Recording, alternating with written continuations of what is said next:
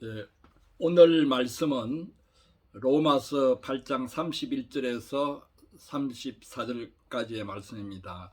제가 이 말씀을 읽어 보겠습니다. 그런즉 이 일에 대하여 우리가 무슨 말하리요? 만일 하나님이 우리를 위하시면 누가 우리를 대적하리요? 자기 아들을 아끼지 아니하시고 우리 모든 사람을 위하여 내주시니가 어찌 그 아들과 함께 모든 것을 우리에게 주시지 아니하겠느냐? 누가 능히 하나님께서 택하신 자들을 고발하리요? 어렵다 하신 이는 하나님이시니 누가 정죄하리요?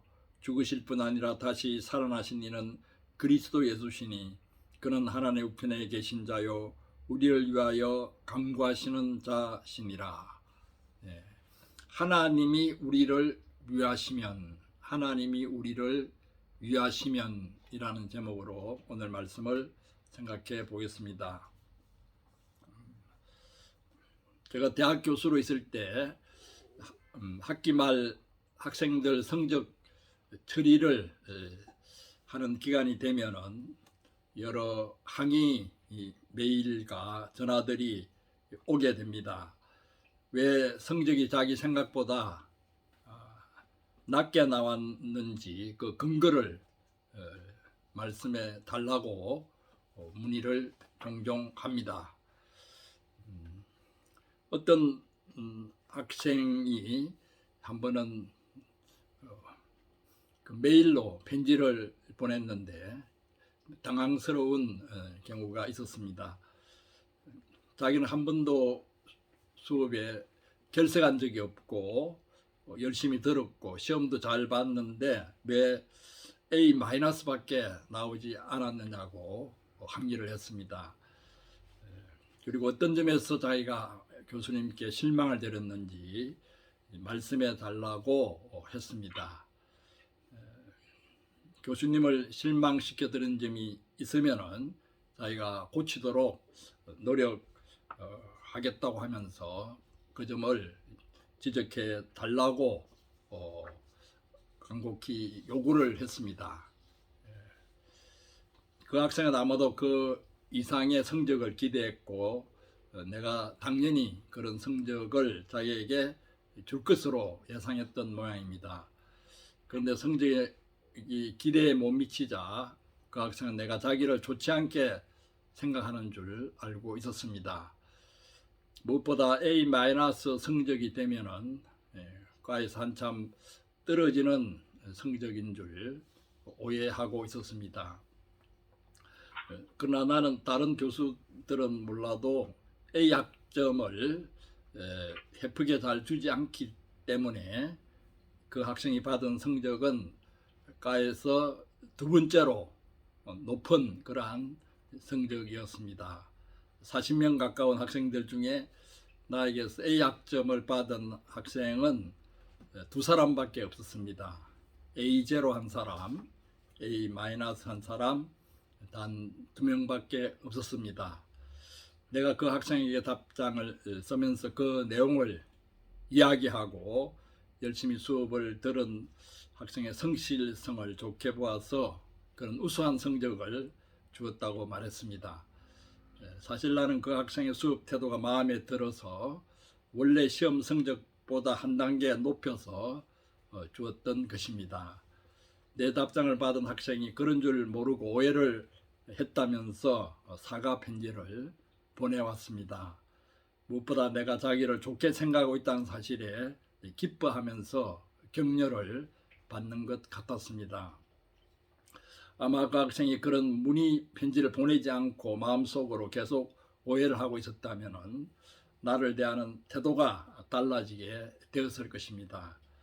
이와 같이 나를 좋지 않게 여기고 있는 것 같은 사람이 사실은 나를 좋게 생각하고 있다는 사실을 알게 될 때 기쁘고 격려를 얻게 됩니다. 성경에 보면은 야곱과 형 에서의 관계에서도 그러한 예를 찾아볼 수 있습니다. 야곱은 형 에서에게 지은 죄 때문에 형이 자기를 죽이려고 이를 갈고 있는 줄 알았습니다. 그러나 사실은 그렇지 않았습니다. 에서는 동생 야곱을 반갑게 맞이하려고 기다리고 있었습니다. 야곱이 예상했던 태도와는 180도 다르게 에스가 달려와서 야곱을 껴안고 눈물을 흘리며 영접했습니다. 야곱은 감격하여서 이렇게 외쳤습니다. 내가 하나님의 얼굴을 배운 적 내가 형님의 얼굴을 배운 적 하나님의 얼굴을 본 것 같사오며 형님도 나를 기뻐하심이니이다. 이것은 사람과 사람 사이에서만 일어나는 일은 아닙니다. 하나님과 사람 사이에서도 일어나는 일입니다. 종교개혁자 마틴 루터는 오랜 세월 동안 하나님이 자기를 좋지 않게 여기는 줄 알고 있었습니다. 하나님이 자기를 벌 주기 위해 기다리고 있는 줄만 알았습니다. 그래서 이제 하나님의 심판이 떨어지나 하고 늘 두려움과 공포 속에서 살았습니다. 그 벌을 면하기 위해서 로마의 라테라노 대성당의 28계단을 무릎으로 기어 오르기까지 했습니다. 한 계단 오를 때마다 9년 동안에 제가 용서받는다는 속설을 믿었습니다. 그러나 마틴 루터는 로마서 말씀을 통해서 하나님이 자기를 좋지 않게 여기는 것이 아니라 사실은 자기를 좋게 생각하고 계시다는 사실을 알게 되었습니다. 마틴 루터는 그 사실을 깨닫고 뛸듯이 기뻤습니다. 이 기쁨을 사람들에게 나누어 주려고 한 것이 종교개혁의 운동이 된 셈입니다. 다시 말해 마틴 루터는 하나님이 자기 편이라는 사실을 새삼 깨닫게 되었습니다. 하나님이 자기를 적대시하지 않고 자기를 위하고 계시다는 사실을 알게 되었습니다. 하나님이 나를 위하신다는 것만큼 힘이 되는 것은 이 세상에 없습니다. 오늘 본문에 우리를 위하여 라는 구절이 여러 번 나오고 있습니다. 하나님이 우리를 위하시면 31절 우리 모든 사람을 위하여 내어주시니가 32절 우리를 위하여 강구하시는 자 34절 이렇게 3번 나오고 있습니다. 모두 헬라어 전치사 후페르가 사용되고 있습니다. 후페르와 반대되는 전치사는 카타입니다. 카타. 본문에서는 카타라는 전치사가 또한 여러 번 사용되고 있습니다. 헬라어를 모르더라도 어디에 카타가 사용되었는지 짐작할 수 있을 것입니다. 31절에 우리가 누가 우리를 대적하리요 거기에서 카타라는 전치사가 나오고 있습니다. 대적하리요라는 말에 해당하는 헬라어가 무엇인가 제가 원문을 찾아보니까 대적하리요라는 단어는 아예 나오지도 않았습니다. 카타라는 전치사 하나만 있었습니다. 영어로 이야기하면 who against us 그것을 의역을 해가지고 누가 대적하리요라고 번역을 해놓았습니다. 또 33절에 보면 송사하리요라는 동사에서도 카타 전치사가 사용되고 있습니다. 또 34절 정죄하리요라는 동사에서도 카타가 복합 동사의 전치사로 사용되고 있습니다. 그러니까 본문에 보면은 후페르 위하여라는 전치사가 3번 나오고 카타 반대한다는 뜻을 가진 카타 전치사도 3번 나오고 있습니다. 우리 인생은 끊임없이 우리를 무너뜨리려는 세력에 직면해 있습니다. 안과 밖에서 그야말로 우리를 대적하여 달려듭니다.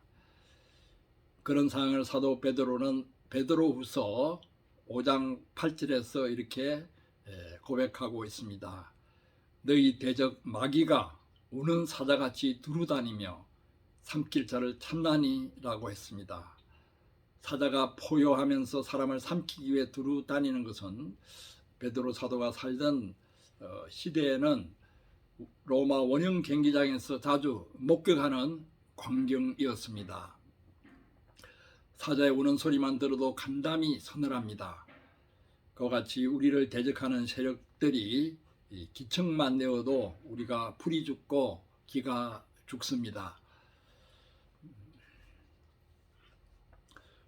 저는 그 집안의 여러 어려움들 가운데서도 동생의 일이 가장 큰 어려움이 된 적이 있었습니다.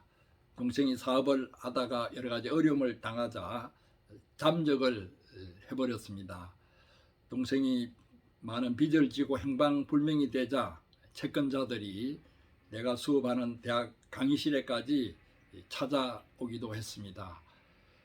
내가 법적으로 책임질 일은 하나도 없었지만은 동생이 잘못한 일로 인하여서 그들로부터 여러 가지 요구를 받았습니다.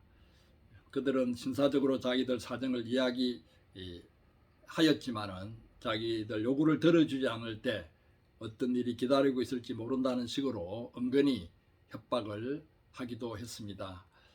내가 그런 일을 당하는 것은 별로 문제가 되지 않는다 하더라도 그 당시 살아계셨던 부산의 노모와 또 독신으로 직장생활하며 고생하는 여동생들에게까지 그런 요구가 주어진다는 것은 견디기 힘든 일이었습니다. 그동안 내가 최선을 다해서 도와준 그런 동생으로부터 배신을 당한 느낌을 갖기도 했습니다. 그런 중에 내 마음이 자꾸 약해지는 것을 느꼈습니다. 생각이 멍해지는 때도 있었습니다. 나도 훌쩍 어디론가 행방불명이 되고 싶은 그러한 마음도 들었습니다. 그럴 시기에 어떤 자매님이 예배 사회를 보면서 나를 위해 기도해 준 적이 있습니다. 전도사님의 두 눈에 힘이 빠지지 않고 확신으로 충만하여서 말씀을 힘있게 전하게 해 주십시오. 그 자매님이 볼 때 그 무렵 내 눈이 동태 눈깔처럼 힘이 없고 죽어 있었던 모양입니다. 그래서 두 눈에 힘이 빠지지 않고 확신으로 충만해서 말씀을 힘있게 전하게 해달라고 기도했습니다. 그 기도를 듣고 제가 정신이 번쩍 난 적이 있습니다. 나는 영적인 투쟁을 위해서 그 당시 에베소서 6장 12절 말씀을 붙들었습니다. 에베소서 6장 12절 우리의 씨름은 혈과 육에 대한 싸움이 아니요 정사와 근세와 이 어두움의 세상 주관자들과 하늘에 있는 악의 영들에 대함이라. 나는 그 일이 인간들과의 싸움이 아니라 영적 세력과의 싸움인 것을 새삼 깨닫고 영적인 무장을 하기 시작했습니다. 하나님께서 성령으로 다시 충만케 해주시고 무엇보다 담대한 마음을 주셨습니다. 하나님께서 나를 위하신다는 확신을 가지게 되었습니다. 만일 하나님이 우리를 위하시면 누가 우리를 대적하리요? 그런데 그 앞구절에 그런즉 이 일에 대하여 우리가 무슨 말 하리요라는 문구가 있습니다. 여기서 이 일이라고 하는 것은 29절 30절 말씀입니다. 즉 하나님께서 미리 아신 자들을 그 아들의 형상을 본받게 하기 위해서 미리 정하시고 미리 정하신 자들을 부르신 그들을 또한 어렵다 하시고 어렵다 하신 그들을 또한 영화롭게 하시는 그러한 하나님의 줄기찬 계획을 가리킵니다. 우리 한 사람 한 사람에게 두신 이러한 하나님의 목적과 계획은 세상의 어떤 조건에 따라 변할 수 없는 것입니다. 그 누구도 나에게 두신 하나님의 계획을 건드릴 수 없습니다. 하늘에 있는 악의 영들도 건드릴 수 없습니다. 이 사실이 하나님이 우리를 위하신다는 분명한 근거가 됩니다. 하나님은 이 일을 이루시려고 우리 모든 사람을 위하여 자기 아들을 아끼지 않고 내어주신 분입니다. 그런데 어찌 그 아들과 함께 모든 것을 우리에게 은사로 선물로 주지 아니하겠습니까? 여기서 모든 것이라고 하는 것은 우리를 대적하는 세력들과 싸울 수 있는 모든 필요한 것들입니다. 모든 필요한 보급품들입니다. 전투를 할 때는 보급망이 있어서 군량미와 군수품을 끊임없이 공급해 주어야 승리할 수 있습니다. 그와 같이 하나님께서는 영적인 전투를 치르는 우리에게 필요한 모든 것들을 충분히 공급해 주셔서 누구도 우리를 대적하지 못하도록 해 주십니다. 일전에 저는 일제시대의 한국 교회 상황을 살펴보는 공부를 한 적이 있습니다. 그런 중에 신사참배를 거부한 그리스도인이라는 소중한 책을 읽어보았습니다.